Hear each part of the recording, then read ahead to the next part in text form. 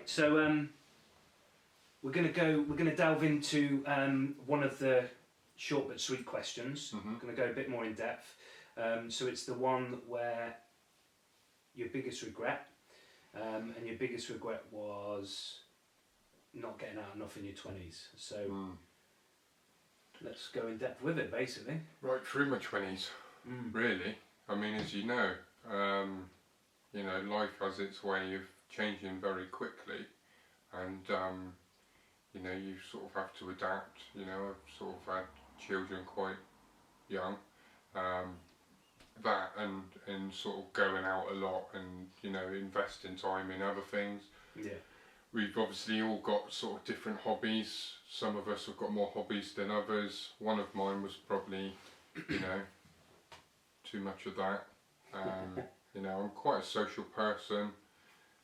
So yeah, I would be out a lot drinking, and ultimately it sort of led to me meeting my future wife. Had a daughter quite early on in the relationship. Yeah.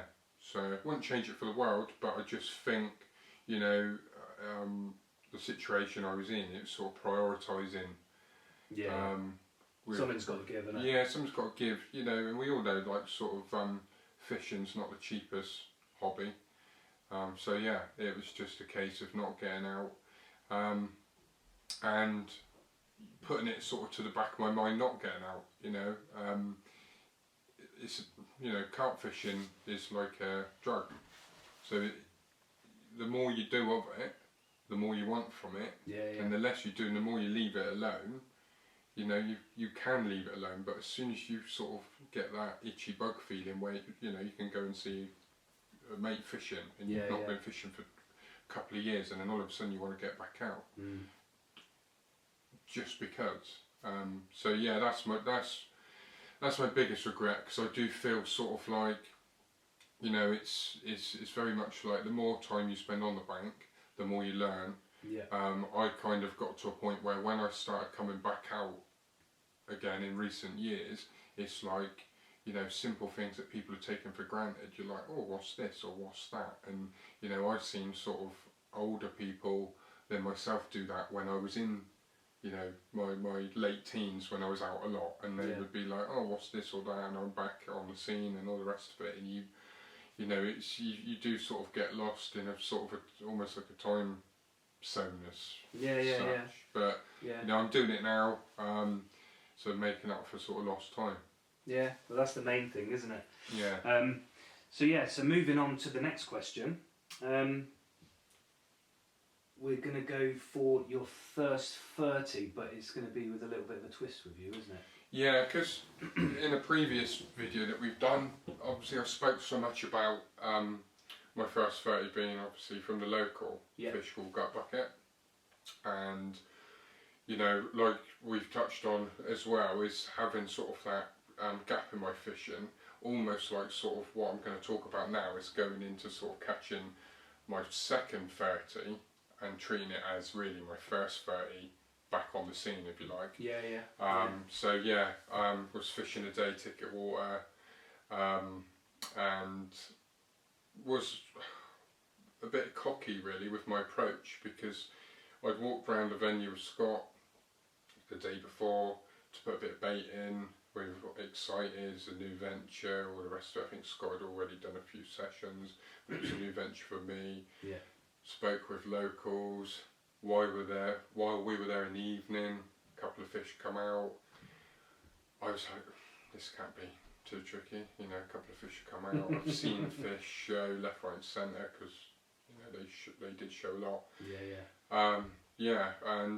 So got there the following morning after putting a bit of bait out, opted for a swim. There was a double swim to make it nice and social. And seen fish show twice early. Sort of, I would say first light-ish, sort of somewhere maybe 6, 7 a.m. Seen it show twice, so obviously went on it, cast to the far side, went round, put a little bit of bait on it, enough for a bite, quite a few hours later, you know, bit of a slow sort of, and then I was away. And again, an incredible scrap. They do quite well in there, don't they? It's shallow water, isn't it? Exactly, yeah. Yeah. Yeah, so they just bolt off to the left or right. It went to the left and then some. So the double swim is sort of halfway up this lake. Yeah. Essentially, it's just a long, almost like an estate lake as such, with a bowl section at the end. And it went down to sort of like the shallows, and it just kept going and going and go. And this particular venue, obviously, there's loads of pegs. So there was some mate here next door, and there's another mate here next door, and I'm sort of, you know, just waiting to pick everyone's lines up. How I didn't, I don't know. Yeah. But I did watch the line, you know, just ping right across the back margin and go right down as far as I could. You know, it went out of view eventually because I just couldn't see past the bush. Yeah. So I guess if it's right on the far margin, and it's just kiting along the far margin, it's probably going to be off the bottom and away from their lines. So you've got, yeah. But by the time I'd obviously, if he looks in sometimes, he looks in, isn't it? It is in, yeah. And what fish? Really nice fish, very well-known fish. Yeah. How big did it go? 31.6. Ideal. So yeah, it was a PB as well. Oh, At that time. So I've been out for so long. Yeah. I'd sort of come back to it, and then what seemed like really within 5 minutes of being out and being this cocksure person, which I could have been, you know, well, I was at one point. I think I've sort of mellowed out a bit now because, you know, I did learn the hard way because although I obviously had that fish on my first session there within several hours of being there, I went on then and done something like 8 blanks. So it can be like that though, it was one of those, yeah, it can be like that. And they're not always full sessions, are they? It was some sessions were sort of 4 or 5 hours, and the timings were wrong with some of the other sessions, but you know, in a way, it sort of levelled me out a bit. Yeah. I thought this is going to be easy. What's everyone talking about? I'm going to be top rod, and then all of a sudden I was like, I'm struggling. Yeah, it can be tricky there, can't it? You know, they can be over you and just not get a pickup, but it's good fun there. Yeah, mega result, one of the known ones, wasn't it? So it was, yeah. I was buzzing, really buzzing to get out, and you know, like I said. Was that your first fish after your stint where you didn't get out for a while? Was that your first like decent carp since coming back, or no?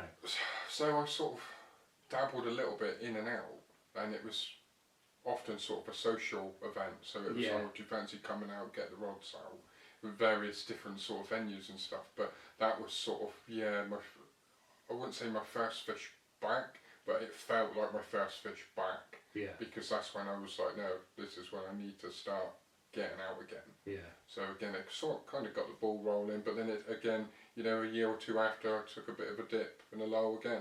Yeah. And then it's only, as you know yourself, the last sort of couple of years really, I've sort of got out again. Back out there doing it. On the local scene, yeah. And on the best bait on the market, so Yeah. ideal, isn't it? Yeah.